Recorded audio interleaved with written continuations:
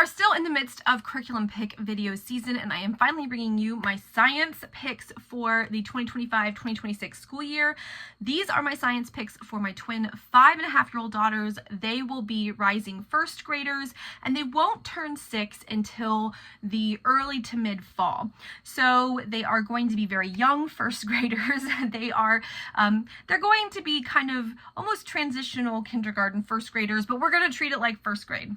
Now, I have a bone to pick with the secular homeschooling community, and I kind of want to make a whole video about it. But in short, I think we have failed the secular homeschooling community when it comes to elementary science. Science really should be the place where secular homeschooling shines. Like, of all the areas we should have the best, most awesome material, it should be science, and science at every level.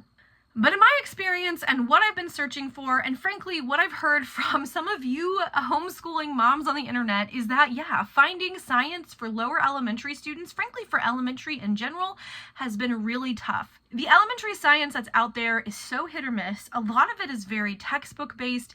It's very monotonous. It's kind of boring. It doesn't have a lot of variety. I'm just not impressed. And if you're curious about what I've looked at, leave me a comment and I'll talk about it more in a separate video.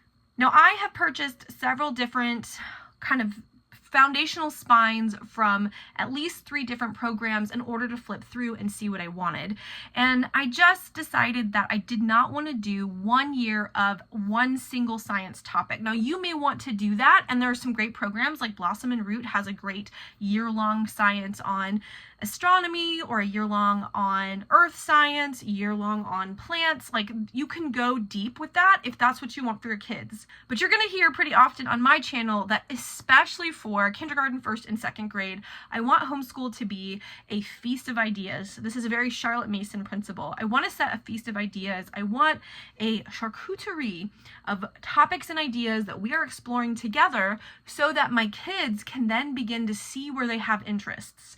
They're exposed to a lot of ideas and topics, and that can generate their own interests, and therefore we can have aspects of interest-led learning because I'm exposing them to a lot of resources. Okay, with those foundational principles in mind, let me show you the 2 different curriculum that we are going to use, one in fall semester and one in spring semester, and I'm going to talk to you about how I'm going to integrate more into these 2 curriculum. So we're going to be using in the fall the Good and the Beautiful's Little Hearts, Little Hands, Bones and Stones. This is sort of their paleontology and earth science program meant for pre-K through 1st or 2nd grade. If you don't know, this is a very gentle introduction to science. It is kind of open and go unless you want to do an experiment, but you don't have to.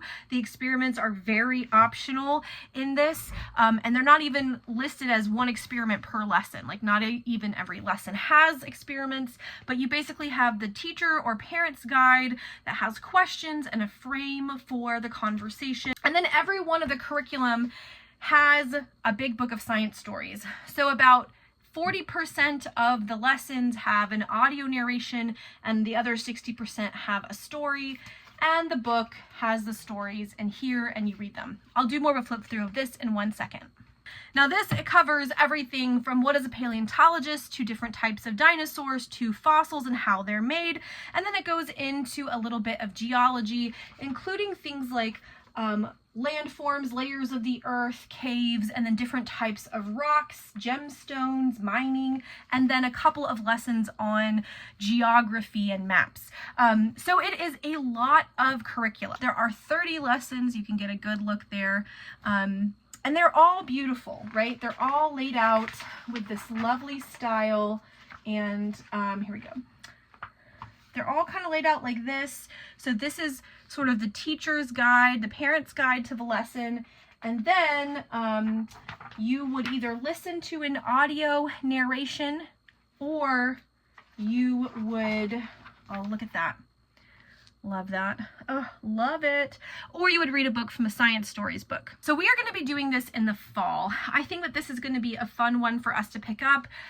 One of my daughters is super into shiny rocks, gemstones, fossils. Like, she's a little bit of a budding geologist. My other daughter really likes volcanoes and earthquakes. So I think doing some earth science will be a really nice way for us to jump into first grade, and it will be very easy for us to add on material to this in order for it to be more robust. So here, just so you get an example, is what is a paleontologist, and then you would listen to a narration and kind of follow along these little numbered dots, and throughout the audio narration, and there's a free app, it will have a chime that tells you how to move forward, and then you would have discussion questions and an optional activity. And that's kind of how it's laid out. You either listen to an audio book or you come over to one and it says story time, and you would read it from the big book of stories, discussion questions, optional activity. So it's that simple, it's that open and go, it's that easy. There's no cutting, there's no pasting, there's not trying to juggle 8 different books. This is the teacher's guide. And this, like I said, is the big book of science stories, and it's beautifully illustrated, right? It's lovely. They have fast facts, but there's just a lot of, just beautiful, beautiful, beautiful illustrations, teaching through story, science material, which is great for younger learners who learn best from narratives. And there's a lot of diversity. The people in it are lots of different ethnic backgrounds and ability backgrounds. And yeah, I just love that about this curricula. And you end with geography. So this is going to be our fall plan, right? Our fall plan is to do this entire curricula. There's 30 lessons. We'll probably do about 2 lessons a week, and then we can always drop one off as needed. And so if we do 2 lessons a week-ish, that'll get us through all 18 weeks of our semester. And frankly, if we don't do the last 4 lessons, which are about geography, we'll be fine. If we don't finish it, we'll be fine. We can put it down and pick it up, or we can just not finish it. I'm not super stressed. But I'm excited about this with one caveat. And that caveat is The Good and the Beautiful is a Christian curriculum, right? This is not secular. And I want to say that again. This is not secular. This is not secular. This is not secular. Okay, that disclaimer needs to be pretty loud and clear. If you are a secular parent and you want no religious mentions at all, you cannot use this material. It's absolutely going to be present, particularly in this one, and I will be pre-reading to adjust as necessary all the conversations about dating the earth and dating fossils. It's the one area I'm worried about with this. You know, because you can't possibly be a theist and believe in evolution. Whatever, not the fight I want to have, but we do like this curriculum. I have already used all of their wind and waves curriculum. I have used part of their field and flowers curriculum, and I'll be honest with you, I am not a science girly. I don't gravitate towards science. I gravitate towards history and English. So having something that is literature based, having something that is all in one, having something that is this easy to grab and go is phenomenal and super helpful for me as a non-sciencey person teaching science to my kids. Starting in winter of 2026 and running through the spring, we are going to be picking up another Good and the Beautiful product, and that is Little Hearts and Little Hands, Sparks and Stars. So this is the other of their curricula. Now I will have used all 4 of their Little Hearts and Little Hands science curriculum by the end of next year. Again, it's so easy, it's so beautiful, and I can adjust any of the Christianese that gets layered on that we don't agree with. This is a very easy curriculum, I think, to kind of jump around and either skip, avoid, rephrase, because my kids aren't reading it to themselves. If you are staunchly secular, don't use this. If you do not want mentions of God, don't use this. But this is not theological, right? None of the material, at least of the 2 curriculums I've used so far, the 1.5 that I've worked through, are very heavily handed. This is not Apologia. This is not Abeka. This is not Bob Jones. every lesson is not relating back to Jesus. In fact, you'll go 10 lessons with no mention of God or any kind of theism. And then you'll get one where it's like, isn't it cool how God made the universe so cool and neat and awesome? And then it will keep going. Some Christians actually think it's not Christian enough, right? That's the complaint amongst Christian homeschoolers. As a secular Christianish homeschooler, I think it's great because I can teach theology separate from science because they're not the same thing. So this curriculum, Sparks and Stars, also has the Big Book of Science stories, just like the other one. So Sparks and Stars also has 30 lessons. I'll give you a chance to see through that here. And they cover everything from a little bit of basic physics, so states of matter and atom and force and motions and things like that, through quite a bit of space science, which I'm excited about. Look at that aurora, very exciting. And then it ends with some simple machines up to complex motors at the very end. So I'm excited to dive into this, and honestly, just like in the last one, right, you have states of matter. Now they have a lot more stuff for experiments in this one, but just like the last one, you know, you can do the experiment or you don't have to talk about states of matter, atoms and molecules. So you'll read the story, right, and then you have questions and an optional activity.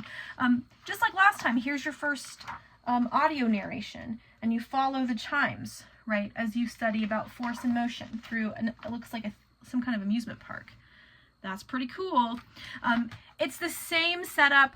It's so easy to do. It's open and go. And again, I'm trying to recognize that I can't do everything, and a lot of my curricula is very teacher intensive. I need a break, and this is my break, and it's a beautiful break. Like, nobody is going to be sad that this is our curriculum. So this is the one about the moon.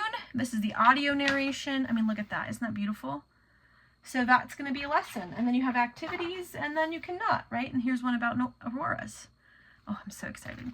So we're going to be doing this in the winter. And the reason we're going to be picking this up in winter of 2026 and not doing this in the fall, even though I think naturally the girls are a little bit more interested in space versus dinosaurs, is because in the winter, the nights are longer, so it'll get dark faster. And if we want to do any constellation study, if we want to add any kind of constellation study to this, which is one of the things I may or may not be adding, and I'll show you the book that I purchased to help with that. I want to be able to do it when we can go out at like 7 p.m. and not have to stay up until 9 or 10 to get out where it's really dark. So this will be our winter study. It will take us all the way through the end of the semester. I'm super excited. It's got some simple machine stuff in here. You can jump around a little bit. They do say to do them in order, but when you have a really big jump like going from space science to simple machines, I'm sure I could move that around a little, and I might, because my older children who are super into building and engineering have said they want to do some simple machines lessons with their sisters. So it's possible we could do simple machines, then go back to our dinosaurs, and then finish that whenever we finish that in the beginning of the year, and then pick this up in like February. So that is some manipulating we may end up doing. Haven't decided, but definitely is possible. But yeah, I'm excited for this. So this is the teacher guide, and again, like you have a whole thing about space travel, satellites, and rockets, and then you can build your own rocket. It's all included. We may or may not do that. We may or may not do that, but we can. So this is the teacher guide. And then this big one is the book of stories. And again, they teach science concepts with original stories that come from the good and the beautiful. And they're just really lovely. So here, yeah. Woo! Electron, proton, neutron. Looking at all of that. Here's a classroom. Again, I think I've showed this before. We have a child who's in a wheelchair. He's a wheelchair user, and I guarantee you that that's not the point of the story. He's just going to be learning about stuff. And I love that diversity. Like, look, I just love this built-in diversity, that you just see natural diversity. The leadership isn't all white people. It's a diverse cast. It's not all men. It's a diverse, men and women are represented. I'm so impressed. The art is fantastic. They're building a giant model, so I think we'll probably do some of that stuff. And yeah, I mean, just Look at that. The different stories often have different illustrators. You get a variety of like illustrations types, right? So like that one's even, that one's different than the last one. So this is just something I'm really excited about.